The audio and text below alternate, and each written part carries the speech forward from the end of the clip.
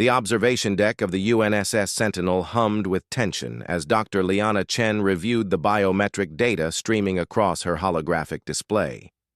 3 months had passed since first contact, and humanity still knew almost nothing about the Vorathi Empire, except that they were coming. "Atmospheric composition matches Earth standard," James Rodriguez announced from his station, his fingers dancing across the haptic interface. As the lead xenobiologist on the contact team, he had spent weeks analyzing every scrap of data the Vorathi had transmitted. "They're definitely oxygen breathers, carbon-based. The physiological similarities are remarkable."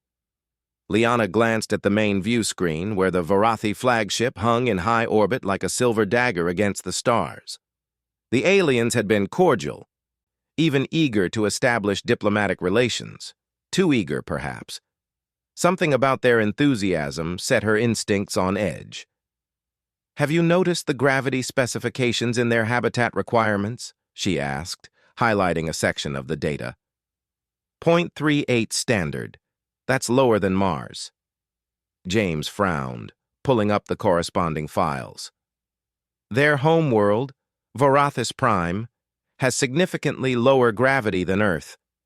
But they've adapted to multiple environments across their empire: genetic modification, exoskeletons, the works." "They keep asking about our gravity training facilities," Liana murmured, scrolling through the diplomatic transcripts. "And look at this. They've requested permission to send a military delegation to the surface, specifically to our Marine Corps base at Quantico." "Cultural exchange," James said, though doubt colored his voice. "They want to understand our military capabilities. Or test them." Liana's fingers flew across her interface, pulling up medical scans from the limited biological samples the Vorathi had provided. The bone density readings made her stomach tighten. "James, look at this. Their skeletal structure is incredibly light, almost hollow, like bird bones, but taken to an extreme." James leaned closer, his eyes widening as he processed the data. "That makes sense for a low-gravity species. Less structural support needed. But that means they're catastrophically fragile in Earth-normal gravity," Liana finished. "And they have to know that." The implications hung between them like a live grenade. The Vorathi Empire controlled 17 star systems. Their ships outgunned humanity's fleet 10-1. They had plasma weapons, gravitational manipulation technology, and faster-than-light drives that made human warp engines look like steam locomotives. They were, by every measurable metric, superior. Except for one thing. "We need to inform command," James said quietly. "If they're planning some kind of military action—" "We don't know that they are," Liana interrupted, though her mind was already racing through scenarios. "But we need to be prepared for their ground team's arrival."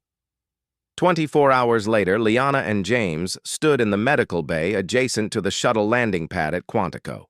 Through the reinforced windows, they watched the Vorathi dropship descend, its sleek hull barely disturbing the morning air.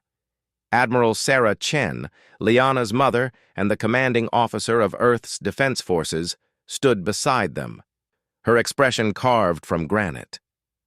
"The delegation consists of 12 soldiers and 2 diplomats. They've been informed of Earth's gravity and assured us they're prepared."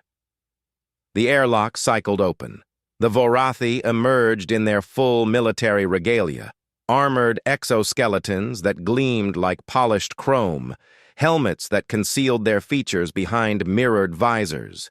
They moved with practiced precision, their formation tight and disciplined. And then the delegation commander made a fatal mistake. Perhaps it was arrogance. Perhaps it was a gesture meant to demonstrate trust. But the commander reached up and disengaged his exoskeleton's primary support systems. The servos whined as they relaxed, transferring his full body weight to his own skeletal structure. The sound was like gunfire, a rapid series of cracks that echoed across the landing pad. The commander collapsed instantly, his legs crumpling at unnatural angles. Within seconds, 3 more soldiers had followed suit, their pride overriding their survival instincts. "Medical teams now!" Admiral Chen barked into her comm, but Liana was already moving, her emergency kit in hand. The scene was carnage without violence. The Vorathi, who had disengaged their exoskeletons, writhed on the ground, their screams filtering through their helmets' speakers. Compound fractures, crushed vertebrae, ruptured organs from their own body weight settling incorrectly. The diagnostics painted a horrific picture. "Don't move them!" Liana shouted to the rushing medics. "Their bone density is 0.02 of human standard." Every movement could cause more damage. James was already coordinating with the Vorathi medical officer, who had kept his exoskeleton engaged and was frantically transmitting treatment protocols.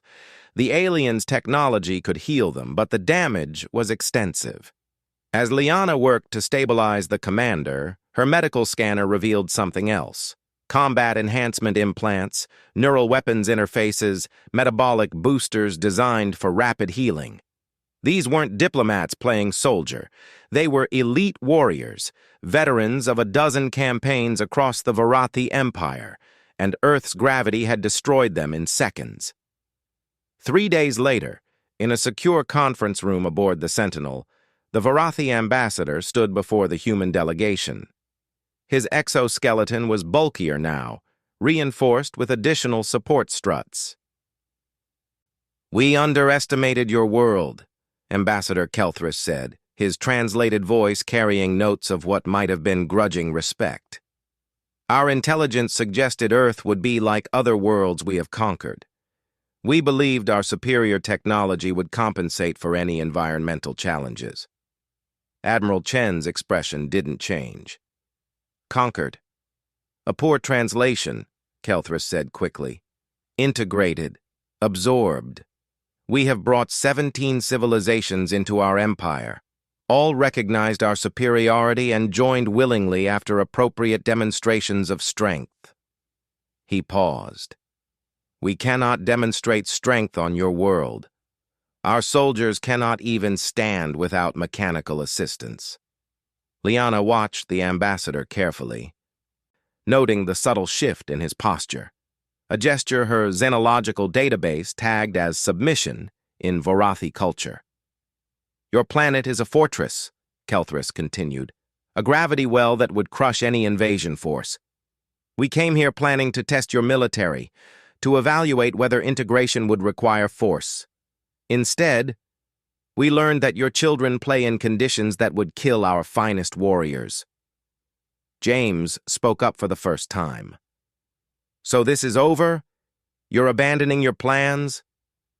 "We are proposing a different arrangement," Kelthris said. "A partnership. We have technology, knowledge of the galaxy, resources from 17 star systems. You have—" He gestured at the floor, at the planet beneath their feet. "The ultimate defensive position in known space. And soldiers whose bodies are forged in a crucible we cannot match." Admiral Chen smiled, and it wasn't a pleasant expression. "Humanity is very interested in partnerships, Ambassador. But let's be clear about the terms. We're not joining your empire. If anything, you're joining ours." As the negotiations continued, Liana caught James's eye. They both understood the truth that would reshape humanity's future. Evolution on a high-gravity world had given them something no technology could replicate. Every human was a tank, every Marine a super soldier, simply by being able to function in the environment they took for granted. The Vorathi had come to test Earth's gravity and humanity's strength. They had gotten their answer, written in their own broken bones.